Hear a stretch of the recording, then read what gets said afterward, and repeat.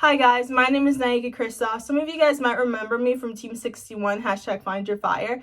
Today I'm here to talk to you guys about college readiness and giving you some of my tips and tricks to getting into college. So I am currently a freshman at the University of Massachusetts Amherst. I am studying psychology and public policy, and I am fortunate enough that I go to UMass free of charge. I don't have to pay for anything. My scholarships and my grants cover my tuition in full, and I'm very fortunate about that. So I will be talking a little bit about how I managed to get a full ride and things of that nature. The first thing I want to talk about is the college application process. So when you're applying to college, if you can apply to college for free, I would definitely recommend doing that. It does cost money to apply to college, but if you have free or reduced lunch or certain other financial applications, you can talk to your guidance counselor or your career and college counselor about getting access code. That way you can apply to all these different schools for free, which is something that I did. I also would say, even if you don't have the ability to get an access code and you do have to pay for your applications, try and do a little more research about the schools that you're applying to. That way you don't have to apply to schools that you're kind of wishy-washy about. I would try to be 100% certain on the schools that you want to apply to.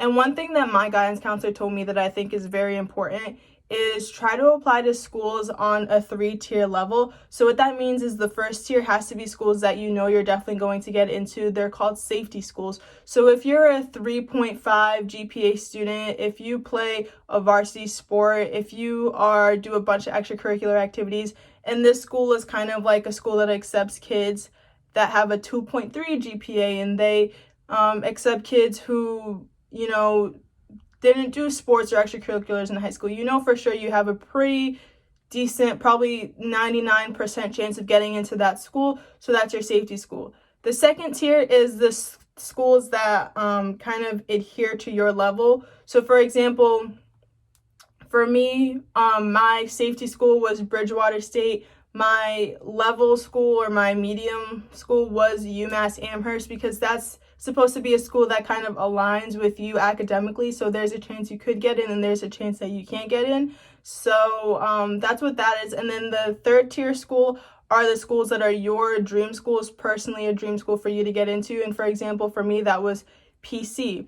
So those are the levels that you should kind of think about when you're applying to schools. Your safety schools, your schools that you have that kind of meet you in your academic standing, and then the schools that are like a dream school to you, like you could get in, you might not get in. So yeah.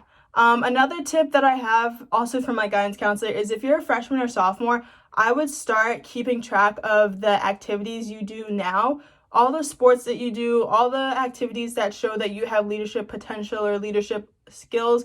Definitely keep track of them, because when you have to start applying for college and answering the questions and writing the essays, you want to have a list of things that you can choose from instead of trying to remember what you did the last 4 years.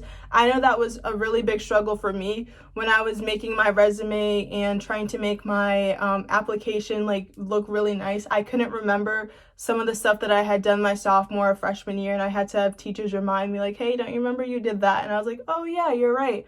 So if you keep track of them early on, it'll be much easier for you to use them in your later applications.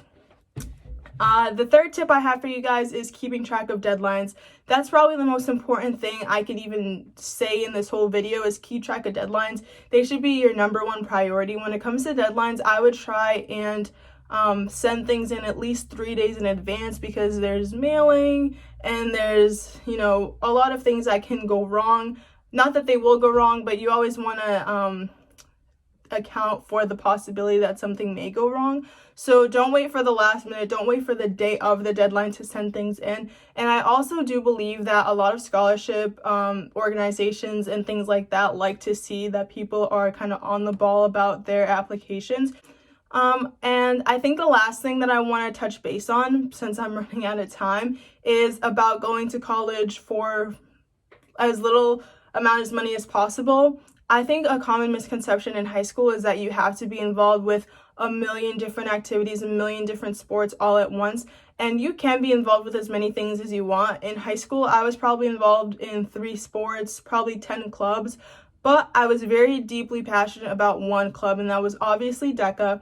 I got involved my freshman year, and I was on the e-board for my school, and then obviously I ran for state office, and I got to help Donna on a state level with my other 6 state officers. And I think the kind of dedication and the time I put into DECA really resonated in my college applications. I did mention it a lot because of all the things DECA taught me personally, but that can apply against all sports, all academics, all clubs, depending on how deeply involved you get in it, because schools want to see that you're very passionate and driven and focused about a certain topic. They don't want to see that you spread yourself too thin, because it's better that you do one thing really, really great than you do 10 things kind of averagely, if that makes sense. So even if you are involved in a lot of things in high school, I would find one thing that you're really like, you really want to be a part of it, something that really makes you happy or makes you feel like you're a part of something bigger than yourself, because it'll give you something to talk about in your college essays and your college questions, and it'll give you something to kind of connect with the admissions office more about. And I think it also helps with like making your application seem better. And that obviously will get you more money from the college.